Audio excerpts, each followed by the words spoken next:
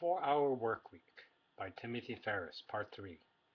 The most fundamental of American questions is hard for me to answer these days, and luckily so. If it weren't, you wouldn't be holding this book in your hands. So, what do you do? Assuming you can find me, hard to do, and depending on when you'd ask me, I'd prefer you didn't.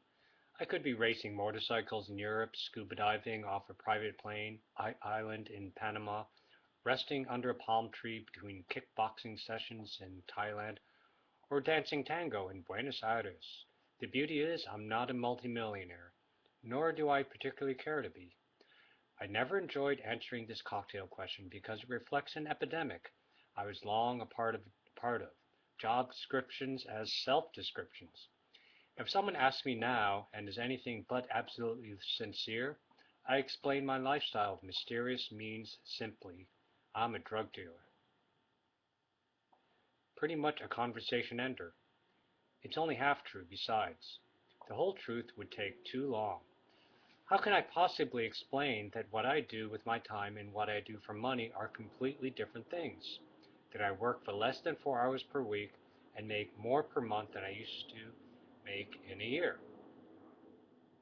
For the first time, I'm telling you the real story. It involves the quiet subculture of people called the new rich. What does an igloo-dwelling millionaire do that a cubicle dweller doesn't?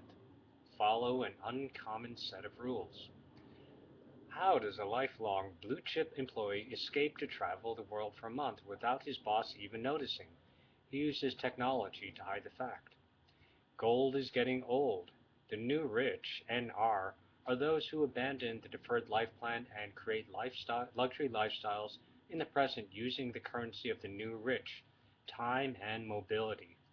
This is an art and science we refer to as lifestyle design, LD. I've spent the last 3 years traveling among those who live in worlds currently beyond your imagination. Rather than hating reality, I'll show you how to bend it to your will.